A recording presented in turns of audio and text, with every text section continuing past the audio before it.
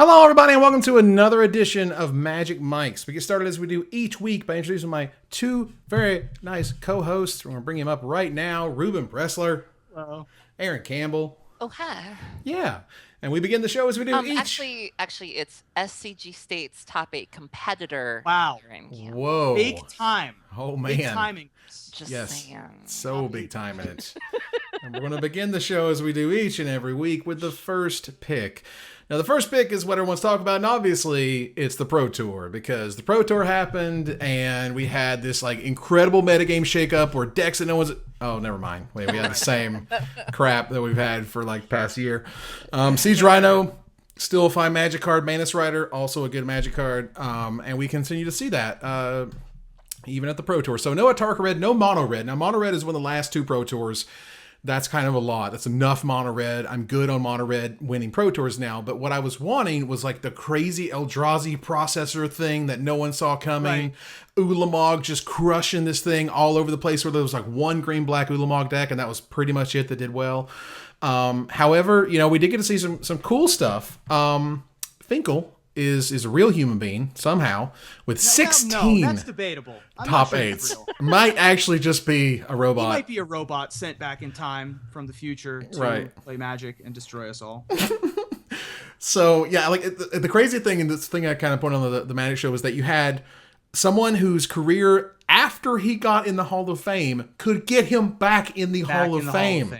Yeah. That's how good Finkel is. That is ridiculous. And Paulo Vitor de Rosa also made his 10th top 8, and that is in and of itself an incredible accomplishment. He's approaching that as well. He's got now he's broken his tie for third most Pro Tour top 8s, right? John is still out in the lead, and then your buddy Kai, and then Nassif, right? And then he broke his tie with Nassif. Yes. Did you happen to see the top 8 profiles where they ask them questions? Yes. Oh my God. You can find gold in those profiles. So they get to Finkel's portion, and they always ask them, you know, what are your prior accomplishments? And John Finkel's literally just says, heh. Heh.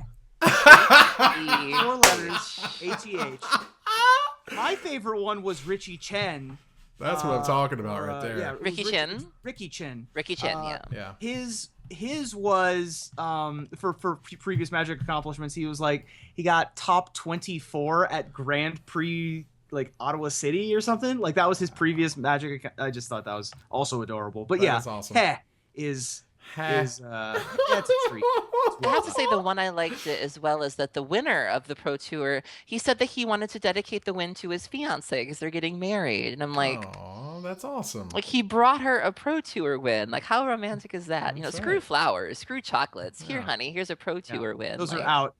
That honeymoon Pro is Tour going to be trophies are banging. in. That is going to be one insane honeymoon, is all I got to say. Right? They like, you know, upped it to a world tour at this point, all around the world. There were ultimately, I feel like the metagame didn't really go anywhere. I think we kind of got, I think everyone kind of calls back to Theros. Pro Tour Theros is when the mono blue deck showed up, and the mono black deck showed up from like that one Japanese guy who was like way ahead of his time. Kentaro Yamamoto. There you go. And so between those two, like they kind of like broke the metagame. The metagame was all about those decks all of a sudden, whereas they weren't even showing up 2 weeks before at the Opens. Whereas this time, the Opens pretty much had the same decks that you saw at the Pro Tour, maybe with a little bit better sideboarding, maybe with a little bit better mana, but like kind of the same thing. Sure. I think that the days of a Pro Tour being busted completely in half are mostly behind us. Every once in a while, we're going to get something like Theros, where the pros are just on some other level and they figure out Mono Blue Devotion where nobody did 2 weeks earlier. But a couple things have happened. One is, it used to be that the Pro Tour was the first tournament with the new cards. Mm-hmm. There would be a pre-release, then there'd be a week off, and then there'd be the Pro Tours. Now with the SCGs and all these other types of tournaments around the country, that doesn't happen anymore. And this time there's actually a 2-week gap. There's a longer gap between the set coming out and the Pro Tour. Right. So I think that the days of people of that happening are somewhat behind us, where somebody comes with something that no one had ever seen before. Sure. If you remember, the mono blue deck was developed not just by Revolution and not just by what was called Team SCG at the time, Sure. but by two other teams. There were the Euro Legion that Joel Larson was on, and those guys developed it. And then another team also had a version of the mono blue deck. And so I think that the days of the solution with Zvi Moshowitz, where he just completely busted a format in half, those aren't going to happen anymore. I don't think. I mean, it's going to take a very special circumstance for one person to see something that no one else sees. Well, it can also be just kind of an aberration of the metagame where people, like they didn't really know what was good and what was bad in the new set. Maybe development made something a little too good that people just didn't catch on to, which I think was the mono blue thing. They just pushed a few cards beyond what was sort of reasonable in like a sort of flat metagame, sort of like we have now, where we have all the good mana, all the different types of strategies. The cards are a lot on the very same level, and the only real sort of aberration you saw of that was Gideon. Gideon was like the best card in Battle for Zendikar, so it was in all the best decks. I will say that if a member of Team Target wins this Pro Tour, we're having a totally different conversation. Because Christian Calcano and those guys played the blue-black Aristocrats deck. That was Which nice. had a bunch of sacrifice triggers, and then maybe suddenly we're seeing Sultai Emissary win a Pro Tour. And that Whirler deck, Rogue. and Whirler Rogue being Whirler sacrificed to Nantuko husks, right? So that's if that deck. The problem is that decks like that are neat and surprising. But another issue is that information travels so much faster now. You've got the internet, you've got Facebook, you've got social media, that deck lists are just known before they're published. Even Willie Edel was saying, he posted a tweet that said that the scouting was out of control, that he had people that he said that I think he just felt like he always had people around him in his We've business. had this conversation on the show in one of the early episodes. Yeah, one of our first He shows. said it was more than usual. It was more than usual. It's increased. Yeah. I'm not surprised. I mean, did you see on the actual broadcast, they were doing this little like cute, weird thing where they were saying like, well, he hasn't drawn this big card yet. We're not going to tell you what it is. Or he didn't bring, I didn't see the sideboard thing, because they never talk about sideboards until like, the last day, because they don't matter until then, obviously. But there was this thing, they just kept like dancing around, not saying things in people's decks. Like, dude, if they're on coverage, like, come on, man. Like you're not kind of providing all of the analysis I feel like you could or you should in terms of like, he has this out, he has that out, this is how he attacks the deck this way, this is how the guy sort of, trumps it that way. That to me is really interesting and exciting. And I can't imagine a world where, you would have Cedric and Patrick just be like, well, I hope he draws this thing, you guys won't believe it. I mean, come on. Yeah, that we aren't going to talk about until it literally appears on camera. Right. I mean, this is a unique problem for card games. League of Legends doesn't have this problem, right? Of course. Because you practice and you have your own strategies, but they don't become apparent until they're actually being done. So you can't talk about them ahead of time. Sure. When you have lists in front of you that say words in English, then it's tough to sort of hide the ball from the audience in that case. Hearthstone has this problem as well. I know that a lot of the Hearthstone streamers, especially right now because it's right before championships, if they're playing against somebody who's playing in the championship player will write them and be like, are you streaming? And then they'll be like, yep. And then they'll just concede. That happens a lot. And so if really? Magic were... Yeah, that happens all the time. I've heard about it. It's kind of hilarious. And I didn't know so... that. With situations like Magic, you're sort of have this push and pull, right? Where you want to give the audience the best experience that they can have, showing them all, this is what the best players in the world are playing. Right. But we're not going to show you all of it because they wouldn't like us, right? Or they won't. If they would refuse a feature match, right? If you had a really cool tech deck, not a skateboard for your fingers, but a cool tech deck, right? Then. Hashtag 90s kid. If you had a really cool thing, a piece of technology in your deck or an unseen archetype, you could just say, yeah, I don't want a feature match. And they don't want that to happen. So they have this sort of halfway in between strategy of being like, well, we won't give it all away, but we still want to put these people on camera. And it's kind of a mess. I mean, it's just... At some point, they're going to have to decide whether they're a TV broadcast or whether they're a tournament. Like, which one are they first? Well, which one takes precedence? Yeah, they should have figured that out. I mean, they also should have made it about the players and not the cards a long time ago. But but we've already had that argument a million times. Yeah, this is. But like, I will say there were two stories that I really enjoyed coming out of this Pro Tour. The first story that I really enjoyed was Brandon Burton. Yes. who is also known as Sandy Dog on MTGO. Yeah. He was there with his mom, and Brandon has cerebral palsy, so he's in a wheelchair, and he's not able to reach the table for a lot of things. So his mom, he tells her what to do in terms of like exiling a card or tapping certain things. Where to move stuff, yeah. Right. And I mean, she was there through all 16 rounds of that Pro Tour. I've seen them at events in the Midwest, and they did an article about that. They interviewed them, and just, my God, I mean, just the love and the dedication that she has. And I also discovered from this article that he was adopted, that's not her blood child. And just even more of a sense of like, my God, like my dad won't even cat sit for me. I have to pay my dad to cat sit for me when I go to GPs. But yet I'm serious, $20. Can you bring this? I'm posting that article about Brandon Burton, written by Corbin Holzer, in the chat right now. That's fantastic. So my dad doesn't even have to stay here when he cat sits. He just has to pop in and make sure she's not dead. I had to pull teeth to get that to happen. This woman, is just determined to make sure that he lives his dream, and she doesn't even technically play. She's, people ask her like, well, you must know things about the game, and she's like, not really. Right. But it's just, I was just blown away by just the love that she has for him, and just their story, and how supportive everybody was. Because people can sometimes be terrible, but by and large, everybody was really rooting for him, and it was amazing. Yeah. And also my friend Autumn Burchett, she's a lady Magic player. This was her first Pro Tour. She also happens to be a trans lady, so double representation there.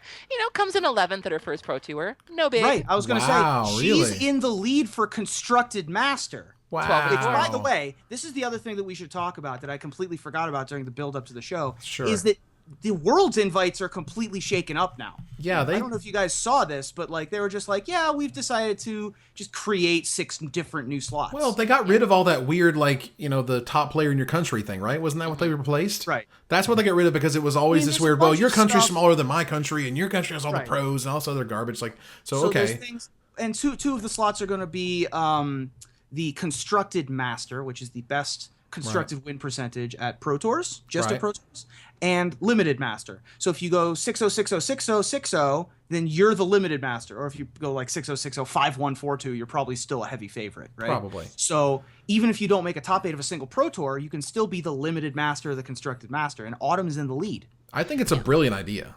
Yeah, I love it. She is the highest, finishing woman since Melissa DeTora did her stint at Pro Tour Gatecrash. Nice. Which was pretty nice. And I got to meet Autumn in Madison. She listens to my show, and then I ran into her at the Pro Tour, and she's super lovely. She's super British. She was playing Green White Megamorph, and I remember asking her about her deck because she made some kind of unconventional choices, which people have written about since then. And I was like, I see that you don't have any Hangerbacks or any Gideons. Was this an availability issue? Those cards are kind of expensive. And she goes, no, I just didn't really like those cards. And I'm like, oh, excuse me, shows what I know. I'm thinking I'm trying to relate to her, and she just don't like them. Yeah, right, she was just very polite. She's like, I just don't really like them, and I'm like, oh, and she had a reason, of course. She didn't just say that, but here I just assumed that she was going to go with all the cards that everybody else was using, and she was like, no, I just don't really like those cards. I have a different strategy that I'm going to use, and clearly it worked for her, and that's going to be for the future. That is how people are going to break formats. They're going to take decks and just change cards in them. Yeah, she was using Archangel of Tithes. Right. If you're looking for brand new archetypes, then it's probably not your favorite switch. But if you're looking for, something like Autumn, just makes very unique changes to her deck and crushes it, then that's the future of breaking Pro Tours. I mean, it was just a wonderful change. Like, I thought that, you had all of a sudden the ability to have a constructed master honestly, it's what I would almost describe as the Rich Hohen problem, where this guy is a draft master. Rich Hohen is one of the best limited players of all time. Guy's absolutely insane. And yet his constructed results, like when they went to split Pro Tours, they just weren't as high as his limited stuff. And that just happens with a lot of players. Brad Nelson, amazing and constructed, not that great in limited, recognizes it, acknowledges it, tries to improve on it. But this allows those people to actually prosper. They can stay on the Pro Tour, they can be good at what they're good at, and maybe they didn't top 8 all the Pro Tours or win the Pro Tours to get to the World Championship, but they were good at what they were good at, and they were the best at it. Right. Yep. So in addition to those two, the Draft Master and the Constructed Master, there's also going to be the Mid-Season Master, which is basically the All-Star at the middle of the season. And then the Outstanding Hall of Famer, which I think is a really cool addition, which is it's a seat that it's just reserved for the most pro points from a Hall of Famer. Right. I mean, you have which I think is great. I think Well- that's just a really good way to just sort of cheat another big name in there because they're all big names. Sure, but then we have so many Hall of Famers now. Oh, absolutely. Speaking of, did you guys watch the Hall of Fame, the speeches? Did. Oh my God. I did not. Give me some recaps here. So Shota showed up in like traditional Japanese garb, for lack of a better word. Like he had, I believe, he had the kimono. Dress garb. He had the kimono, yeah. The pants. I mean, he went all out. His speech was entirely in English. Oh. Right. And Shota doesn't even really speak for the most part. Like he's known for being very curt, just sort of concise and doesn't really talk very much. So the fact that he even, gave a speech. Said anything, yeah. Right, and that it was in English. And it was in English. Right, yeah. and I mean, I was just blown away. Like, I'm a big fan of Shota's, and I was really impressed with that. Willie made me cry, because Willie cried. I mean, Willie cried. Because Oh, I've man. always known...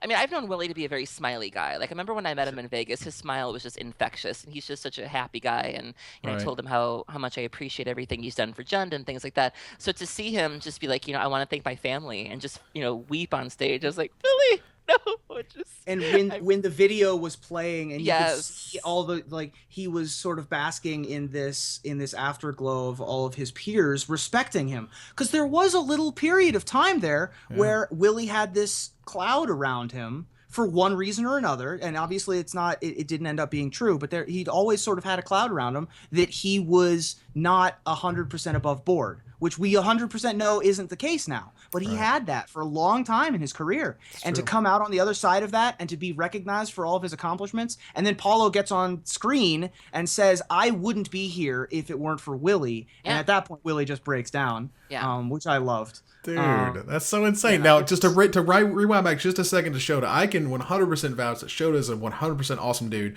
When I was in Chiba, I got lost because I was like, there's no street names in Japan, and my hotel is named similarly to a lot of other hotels, and I couldn't really recall how to get back. And, in the morning, there's 18 pros or whatever at the hotel going to the pro tour, but at night, if you don't leave right when they do, or you're not going where they're going, it's hard to get back. And I was on this bus, and I was like, oh my God, I don't know if I should get off on this exit, and maybe I think I'm this way. And then I was like, Shota. And I was like, you know how to get back to the hotel? And he was like, yeah, it's fine. Just follow me. It's okay. So we're going to stay here. And he was just totally cool about it. Led me right back. It was great. And that type of stuff it's just the little things that, you didn't have to help. Like I was going to get off that bus at the wrong exit. And he was just like, no, you should. You're going to this hotel, right? And we have to talk about We're burying and we end on Efro. to Athena. Like, oh my goodness. Efro is... I live with Efro and Athena, and I did not know this was happening. I remember, because we told you, and you were like, what? You were like, wait, what? So we were talking about this in the pre-show, which, by the way, if you want access to the pre-show, go check out the Patreon. Yes. Hashtag It's good stuff. Mo money, mo problems. But anyway, so I look up on Twitter and that they're engaged, and I had no idea. I drove them to the airport for this pro tour, and I had no idea this was going to happen. Wow. And so I watched the video of it later. Efro is a dude who's been playing Magic forever, and he's super good at games, but he hasn't always been known as the most publicly gregarious person. Like he hasn't always been a big out there public figure, Right. And it's tough for a lot of people, especially gamers. A lot of gamers are introverts and have social anxiety issues. Which, I mean, I have some, but luckily talking to a camera is not one of them. But to see Efro really come out of his shell in front of all of his peers. This is a room full of people that he knows every single one of them. Right. And so I think that he felt super comfortable, even though there were cameras rolling. Everyone in the room knows Efro, and Efro knows all of these people. And so he could set up this beautiful moment where he brought his mom and his girlfriend on stage and then proposed to Athena in front of his mom on stage at the Hall of Fame induction ceremony, which is fabulous. It's just like, it's such a good moment, and it's when you look back on, I don't remember many Hall of Fame induction ceremonies, but this will be one of them. Oh man, I'm gonna go back and watch that. It's fabulous. That sounds I really amazing. enjoyed his speech because I like his speech too. Well, I mean, he's been very open about the fact that he struggled with his tilting and things like that. And that's something I can certainly relate to. And, I like people with a little stank on them, for lack of a better word, and, as much as I love Reed, as much as I love, that flawless, reputation and image that he has, you can't help but relate to people who are going through things and who aren't perfect. And it would have been very easy for him to accept the Hall of Fame ring and be like, I'm on top of the world. But he's like, you know what, I do still struggle with this. And Right. there are people that did hold that against him in Hall of Fame discussions. And like we said on the previous episode, you can feel a certain way about somebody personally and still acknowledge that they're great at something. And for him to show appreciation for that, like, you guys were able to look past this, you still support me and you still love me, that really hit me where I live and made Yeah. me feel better about myself too, and that I'm not alone. Like, if he's at that level and still struggles with that, I do too, and there's hope, and that's a good thing. Yeah, I mean, Yeah, that's something that he kind of not only acknowledged, but he was like, I'm going to work on this over the Yeah. next year. I'm going to dedicate myself to Magic. I'm going to go to the events. I'm going to do the best I can. And he went and he played them out. Even if he didn't make top 8, he played every single round and all that stuff. And, he was trying to be active on social media, be positive on social media, something we even sort of spoke about when all that was happening. And, and I think he's just seeing the reward of that, which is, it's not easy. It's easy to, acknowledge it. It's important to acknowledge it so you can know the issue and you can think about it before you go off on Twitter or off on Facebook about something that is upsetting you. You can go, okay, hold on a second. Maybe, this is something I wanted to make better or to fix or to come about in a different way. And I think he really did that. And that's really cool. I mean, that to me is just good old fashioned maturity. Yeah. I'm going to end our Hall of Fame discussion real quick by pointing out 2 names who are going to be on the Hall of Fame ballot next year. It doesn't get any easier for Mark Herberholtz and company to get into the Hall of Fame. Okay. He's going to be the first years eligible for Yuya Watanabe and Owen Turtenwald. Wow. Just When easy, is Reed Duke eligible? Easy in. I think he's eligible. I think Reed is eligible the year after. I think that he's eligible with Brad. Are they eligible at the same time, or is he eligible? I don't know. I haven't looked at the list, but I know that those two, and they've been platinum the whole time since there's been a platinum. So I think that's not necessarily true. They might have earned up to platinum. I'm thinking that Fact check. I saw a list where there was the quick stats guy, the MTG quick stats on Twitter, said something like there's only like 3 or 4 who have had platinum every single year for as long as it's existed, or maybe that's what I'm thinking of. It's just as long as it's existed. But regardless, I think those are easy shoe-ins. Right. Easy shoe-ins. Reed's an easy shoe-in, right? Yeah. He needs some more top 8s, man. He'll get there. The He bar is is little high. late. The bar is high, but like How high the bar is. Think about this. Greg Wesco has 3 top 8s with a win, and he's not a shoe-in. This is like, it's very tough to get into Hall of Fame now. Yeah, but he's not. So anyway, Reed. this is a discussion for 10 months from now. Get here. But anyway, I wanted to say that if you haven't seen the video is amazing. Right. Go check out the new ways to qualify for Worlds if you haven't checked that out too. And also, by the way, we're 20 minutes into the episode and we haven't said congratulations to the Pro Tour winner or said his name yet. Go for I it. guess. Just because his name is Japanese, I have to. It's Kazuyuki. You brought it up, dude. I did bring it up and I just forgot his name. Do I have to do this? It's Kazuyuki Takamura. Reuben. God, guys. Look, man. Guys. I'm just awful at everything, and I can only apologize at this point. Wow. I am. Acceptance Okay, is you the know what? first I'm just step. going to keep on, but congratulations to the Pro Tour Yeah, it's champion, Kazuki Takamura. There you Kazuyuki go. Takamura. I did, I High was right. five. Wow. But you weren't as confident when you first I said it. wasn't. You were like, I needed to sell it. there you go. And I didn't sell it. You didn't sell it. But anyway, As RuPaul says, sell the garment. Nice. congratulations once again to Siege Rhino for winning the Pro Tour. Yeah, way to go, buddy. Way to be a 4-5. That's the best 4-5 ever. All right, so moving on to Gather the Townsfolk. Aaron, tell me a little bit about Playing Magic Together by Travis Wu. So I'm a big fan of Travis Wu, and Travis wrote this article earlier this week or last week, on the 16th, which was last week, and was talking about how there are people who play Magic as individuals, and then there are people who play Magic to be part of teams, and they enjoy things like Two-Headed Giant.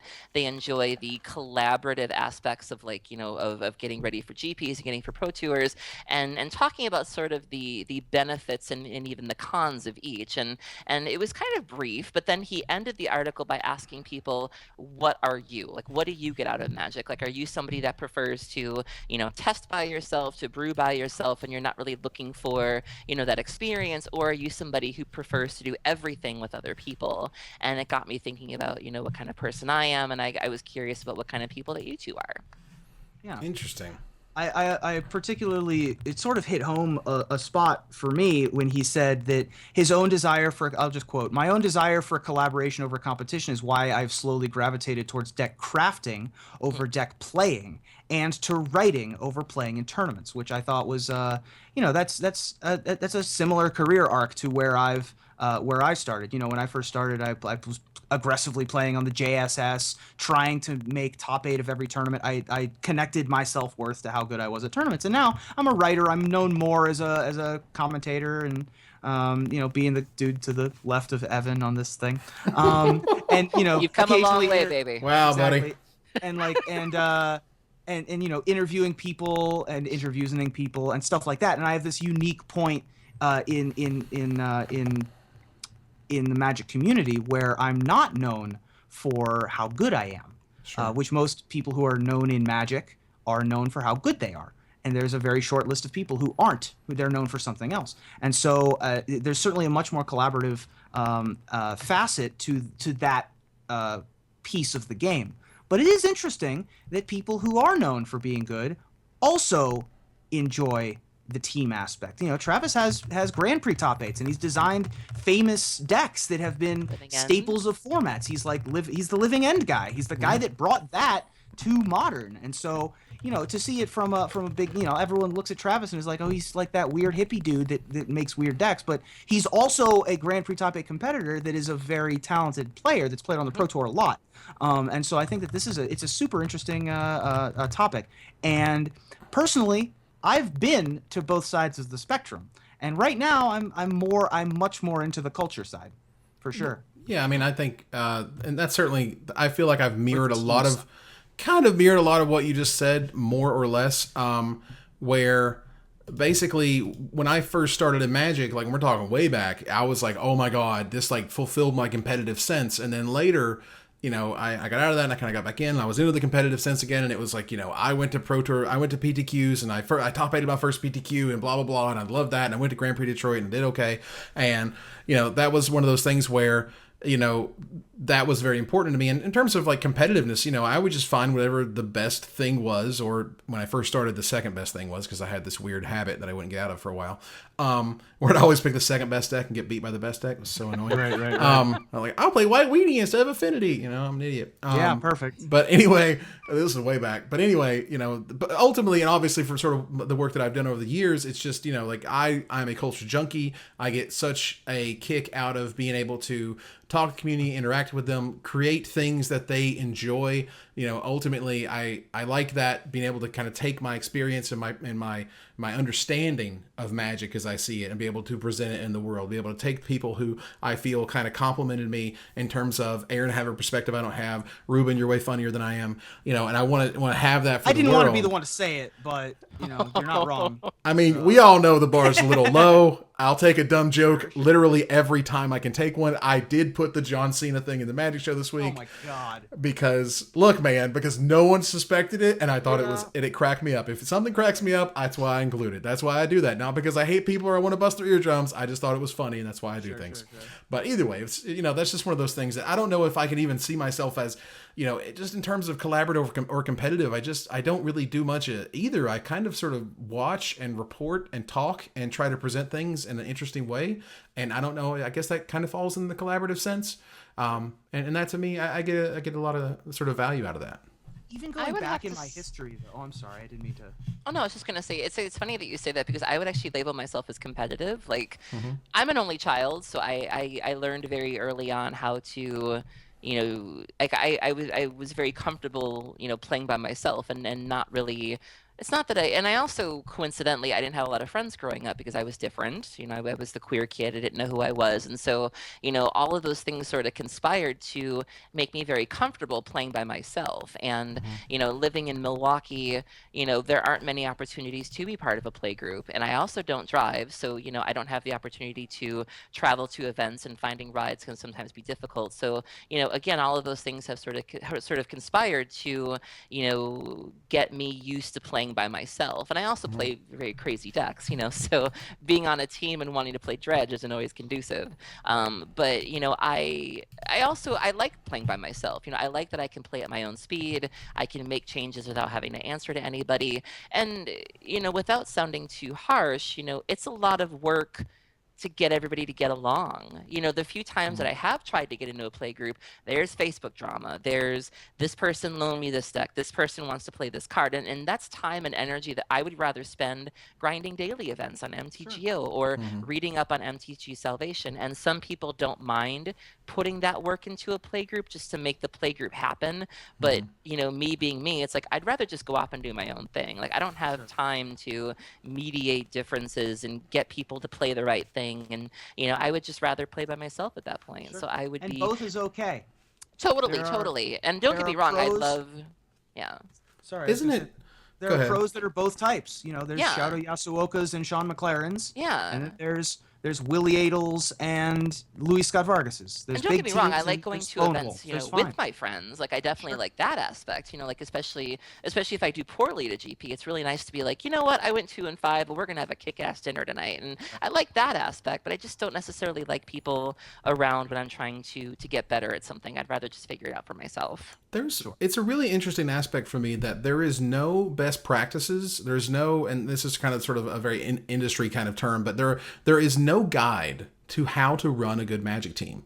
Yeah. There's no how-to. There's no template. There's no you should do this way. Or there's a few articles that come out that said this is part of what we did, or somebody made a spreadsheet and whatever, but they don't really share the kind of the skeleton of that thing. They don't say here's how you yourself could take your group and implement it in your way. Here are the things that we did on this timetable, and here's why we did them in that timetable. Here's how many drafts we did and why we did that many drafts. It's just really interesting that there's been no one who's kind of like sort of blazed that path of here's how you do a Magic team. Guide. And I think so many people can either get into teams and have really bad experiences because people just don't know what they're doing, for lack of a better term, just because they just don't know kind of what they're supposed to be doing at what time and in what way. And in that way, they step on people's toes, or they get people upset, or they don't do the right thing when they're sort of expected to, or those expectations aren't clear. And a lot of times when I hear a lot of this team drama or team problems or problems they had working with such and such, it was because no one defined their role, or no one wanted to be the person in charge, or no one wanted to be the person to say, here's how we're going to make this thing work. And no one's ever sort of step up and said, not only was this how we did it this time, this is how we can do it every time, how you can do it every time, and why you should do it this way every time.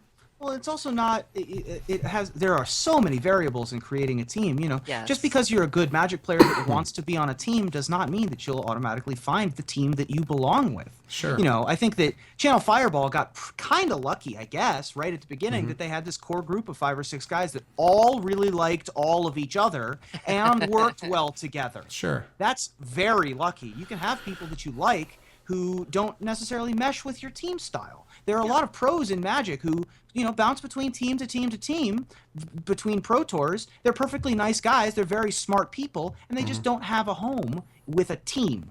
And that's it's just a symptom of the style of person that they are and the style of player that they are.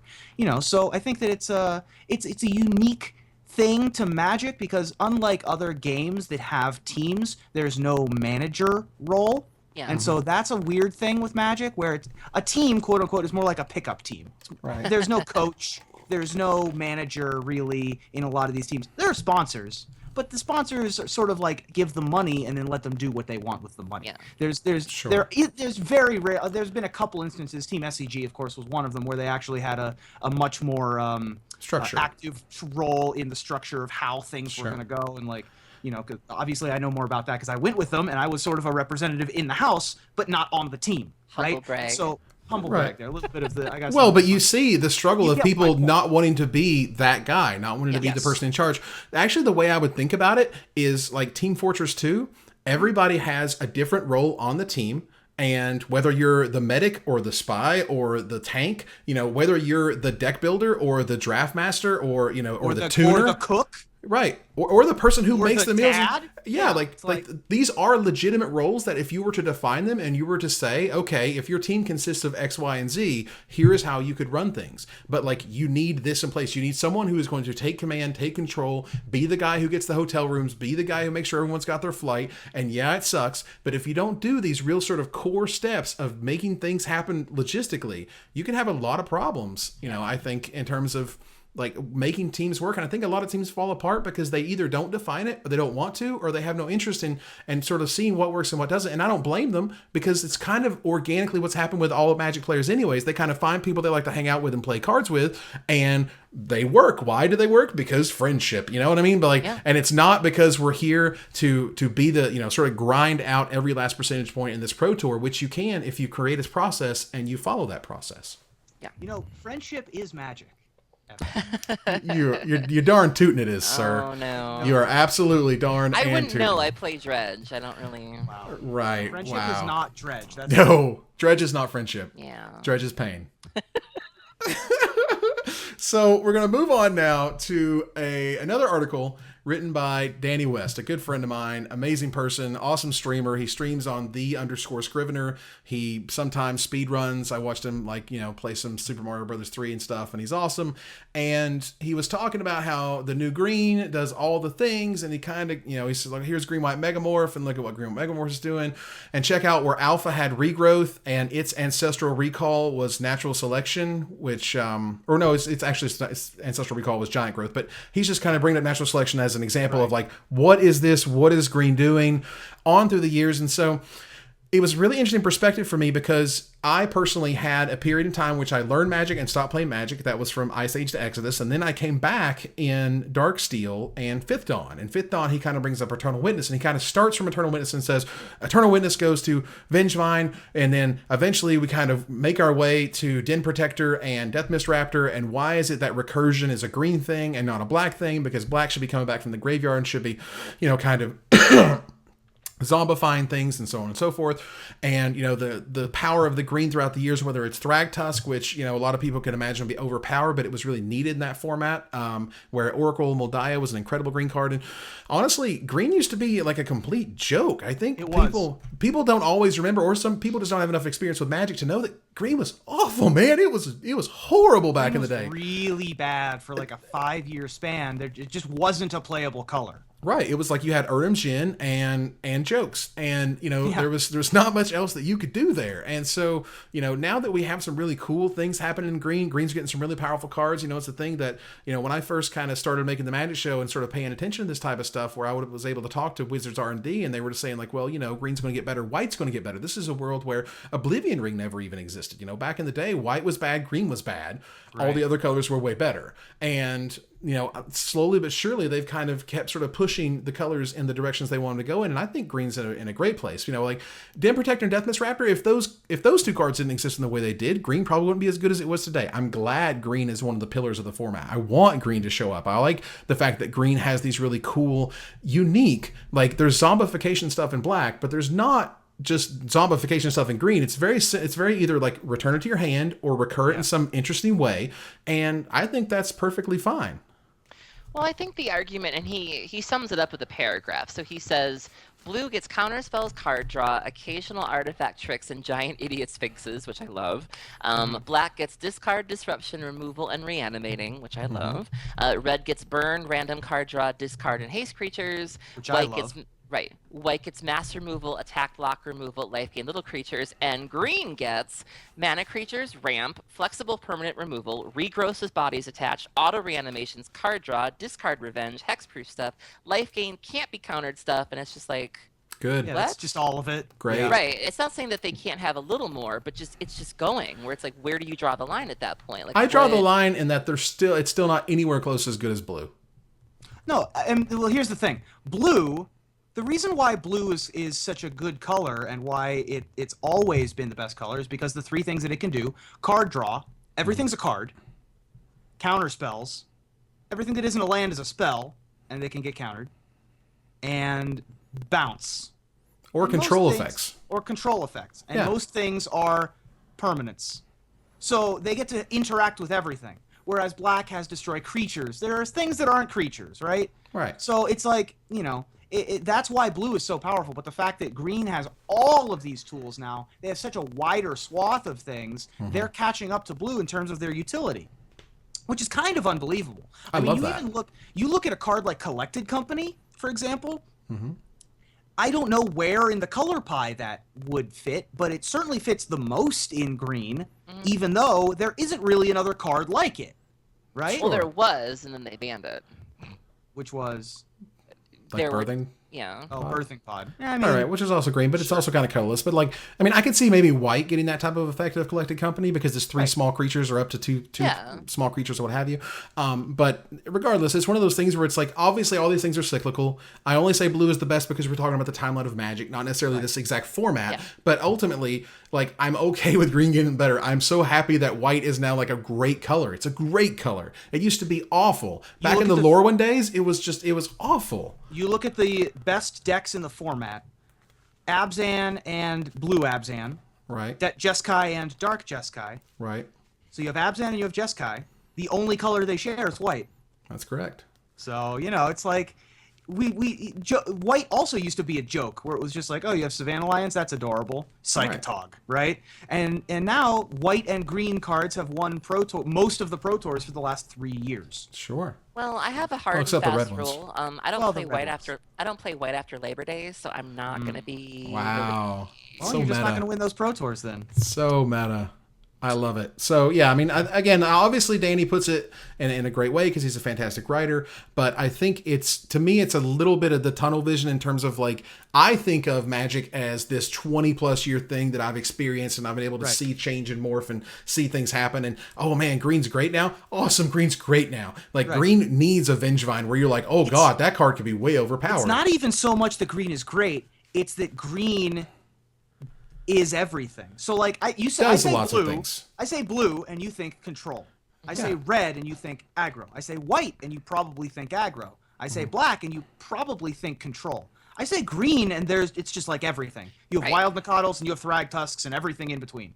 Yeah, I mean, you got a lot of big dumb idiots for me. Like, green is like big, powerful creature Green Warden duder of guys. Marassa. Yeah, like that's a really cool mythic, and he knows that. Zendikar. Yeah, Those are sweet mythics. sure. But ultimately, like, I think green is great, and I'm glad that it's really good, and I'm happy in its direction. Is all I'm saying. I feel like if the gist of the article is that maybe green should be doing less of these things or not doing them as well as they're doing them now, I disagree. I like the fact that green is as good as it is right now. Green white megamorph is great, but all the other colors are playable, and that's good to me. That's a positive. Green, for lack of a better word, is good. Green's good. Wow. I don't know if anyone's going to catch that reference, but I caught it and I liked it. That was for good. me. That one was for me. Buddy. Everyone else can laugh at it if they want to, but that joke was for me. Dude, you I totally. like it. I love how you Dennis Millered that. Subtle. Dude, I caught it. All right, so here we are. Moving on. We're going to talk about Going Infinite, ladies and gentlemen. So Going Infinite this week was talking about the green article because I didn't change the transition because I'm good at running this show. Wow. But splash damage, I'm Professional. Oh, man. Woo! I just dropped the ball on that one. Our splash damage this week, however, is coming from Hipsters of the Coast, a really cool website, hipstersofthecoast.com, who publishes a lot of really interesting thought pieces that I don't really see that type of content any other place on the internet, really. And I think that's really cool. So Aaron, can you tell us a little bit about the command of etiquette? So my friend Jess Sturba, who actually writes for Star City as well, she does the Dear Azami column. I think she's bi-weekly on that column, but for as long as I've known her, her home has always been Hipsters of the Coast, and I think that she's one of the most underrated, or one of the kind of under the radar writers in the Magic community. A lot of people don't know who she is, but you need to because she's brilliant, and she covers a lot of topics in such a way that a lot of people don't, and she uses a lot of words. I think Evan, you picked out the word emoliate or amoriate. Ameliorate. Ameliorate. Right, is that's a heck of a triple word Who score puts right that there. in a Magic article? God I know. bless Jess. But so she wrote this Fantastic. article that a lot of women I know related to, and it was about the idea of hypervigilance. And basically, she talked about things that are happening in our country politically, in terms of like, if you are a white man, you don't have to really worry about being pulled over because of the color of your skin. You don't have to worry about turning a girl down and having her violently attack you. Things that women and minorities have to worry about. And then she looped it into Magic, and basically said that, there are issues, trying to sort of solve the problem of why there aren't more women playing Magic. And rather than pointing a finger and saying it's because of this store, or because of this event or whatever, she was trying to break it down into more microaggressions and saying that when you're a woman, you're having to worry about your safety when you go places. You're having to worry about having your success not have the same weight as if a man was successful. You're having to worry about what I like to call the mantle, where you go into an event thinking, oh God, I have to be good for all women. I have to represent my gender. And little by little, all of these things sort of pile on you to the point where you're just exhausted and you're not playing your best. And frankly, you don't even want to do these things anymore. And I thought this was a really great article because those are things that I've certainly struggled with. And these are things that I think a lot of the majority of the player base doesn't have to worry about. They just have to worry about getting a good night's sleep, getting practice, knowing the metagame. You don't have to worry about some of these things. And it also extends into content creation. When Megan Wolf wrote her infamous article, which I loved, about women in Magic, she spent months stewing on it. When Jim Davis wrote his rebuttal, he wrote it in a couple of days. And he didn't have to, think about, am I wording this correctly? What is going to be the impact of this? Whereas when we cover things like this, that's the first thing we think about. And I really, really enjoyed this. And she hit the nail on the head for me and for several other women too. Reuben? Yeah, I mean, obviously, Evan and I aren't going to have non-white male opinions on this because we're both white males. So it's very difficult. However, I will point out, I am an undercover minority in that I'm Jewish. Yeah, and totally. So being Jewish in the Magic community has some interesting, weird interactions with it that aren't covered in this article, but I just wanted to briefly touch on them. The most important of which is that Friday Night Magic is the cultural center of Magic, and Jews that are more or less secular than I am can't go to it. Israel's the only country in the world where Friday Night Magic is allowed to not be on Friday night, for example. Nice. So they've made that exception. I did not know that. Today I learned. And then there's it's a unique. Israel is just a completely unique thing in the world, and being Jewish is very unique because there aren't very many of us for one reason or another. I don't really want to get into it, but it's just a weird spot that there's most major Magic tournaments are on Saturdays. So the best Magic player in the world could be an observant Jew, and you would just never know because they can't go to these tournaments. And there are other stigmas that are associated with various religions, obviously. And so that's where I can come into this type of discussion. Everyone has their own foibles, right? Luckily, I can just sort of go undercover and look like a generic white dude, right? So I definitely don't have to deal with driving past a cop and them automatically assuming that I'm a drug dealer. Unless I was driving my old car, which looked like a drug dealer car. But you get my because it was a caddy hotel and casino. Right. It was a 1999 Mercury Sable. There you go. Which, if you go back and watch old episodes of Law and Order, 25% of the dudes that did it drove Mercury Sables. But it's tough for me to comment on this accurately, and I try to understand and ameliorate the subject. Make something better. Is that better for you? Look, I'm just good old fashioned generic white bread. I got nothing. I am in this weird majority, and I don't want I want more women to show up at these events. I don't want these things to chip away at people. I don't want that to happen. It's one of the kind of the worst aspects of Magic culture because I love so much about Magic and so much about the game, so much about the culture, so much about the people. And when you see these things happening, whether you hear about them and they're written about, or you get their hearsay, or even if you see it right in front of you, it's difficult to just be like, hey, will you snap out of that? That's really dumb what you just did there. You shouldn't do that. You shouldn't act that way. It's normally like microaggression. Here's a good way to put it. For those who don't really understand what we're talking about. When you make a judge call, when they do something and you go judge, and you call them on their whatever, and they have to revert, and all of a sudden there's that tension. There's that tension between you and the other person.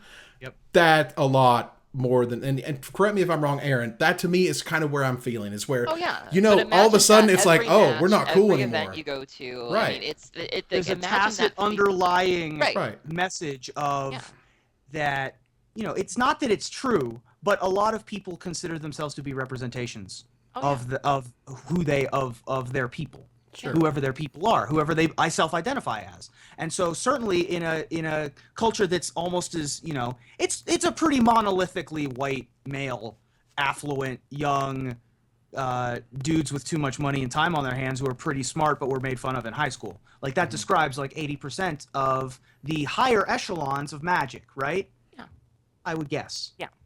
Whereas when they do their market research, there's a ton of women that play Magic, but they don't go to the tournaments because tournaments are scary places with lots of entitled white dudes. So I mean, when I was at States this past weekend and I top 8'd, there was a girl, I didn't even know her. There was a girl, she'd just been kind of chatting with me throughout the day. She literally hugged me. Like she's just like, I'm so glad a girl made top 8. And I was just like, I don't know you, but okay. Right. Like, I'm glad it too. just turned into this moment, and like people, it's just time for something, and I think Jess did a really good job of just sort of breaking it down, and Sure. not turning it into finger pointing, and not saying you No. are the reason. No, it's an issue that happens in society at large, Right. but this is how it affects us in the Magic. It's And defining the symptoms. What I really liked about this article was it was not a history piece. This was a where do we go from here piece, which I really liked, because a lot of this type of article can get preachy, and this certainly was not. This was how do we fix this together, which I really appreciate. And it was very laid out the problems, how they happen, why they happen, and what happens as a result of them happening. So again, kind of the discussing sort of the symptoms of the problem, and not just saying you are the problem. It is this is how it becomes a problem. If Wizards says that there's 35% of female players who play Magic, and there's 5% of females at tournaments, there's a problem. That's an issue. And this article is there to define why that 30% of people are not showing up. And maybe if we can figure out exactly what's happening, we can figure out exactly how to fix it. Yep. Right. I want to give you a little factoid that has nothing to do with anything, but it's just an interesting fact that I was talking with Chapin about. Chapin is great for these facts that have a ton of information behind them but have nothing to do with anything, which is the average Pro Tour Hall of Famer is taller than the average professional Magic player. The average professional Magic player is taller than the average PTQer. The average PTQer is taller than the average casual Magic player, and it translates at all times. Like Russian dolls? It's crazy. Wow. It's insane. If you look Are at you a serious? Pro Tour, yeah, I'm very serious. When I was This is I'll so go back to Chapin. when I This was is on- so a Chapin conversation. It's so Chapin. Oh my But God, it's wonderful. when I was in Ireland with Team SCG, the shortest member of the team was Owen, who's 5'11", the shortest of the 13 guys. Yeah. And so it's there are not a ton of short non-Japanese, I guess I should clarify, pros. No, I'm just saying. I guess Rolf Levy is pretty short, but on average, the height is a thing. So I don't know if that has anything to do with the culture either, but it's a taller person's also intimidating, right? Well, I do like a tall drink of water. Well, ladies and gentlemen, I'm 6'3", so how about that? Doesn't make me a you're better. gonna- Does okay, not make next me week. a better All right. Magic player. Does it not Yeah. make me a better Magic player? But Right. I hope I could get some 6'3" and bald. If I met you 5 years ago, my God. couple of I hope I get a couple intimidation percentage points at some point in my lifetime of playing Magic. So we're going to move on to the Red Zone. And the Red Zone this week was something that they debuted at the Pro Tour. A brand new promo card. And if you haven't seen it, you got to get an eyeful of this thing. I'm going to put it on the screen right now. And Reuben's going to tell us about it. Here is the 2016 Regional PTQ promo card. Reuben, go. I can't feel my face when I look at this Snapcaster mage. That's a Snapcaster mage, I guess. And What so as is soon as they this? spoiled this, I didn't play in States this weekend, full disclosure. All I did was watch coverage. And so I just wanted to watch all the announcements happen, and I was super excited to watch, all these people that are super talented at Magic, and I just didn't feel like playing Magic this weekend in general. And then they announced, hey, the new regional PTQ promo is coming out. And we were like, yay, a card that's $50 is going to be like $45 now. Whee! And then it was this, and that's what we have now. That's Snapcaster Mage.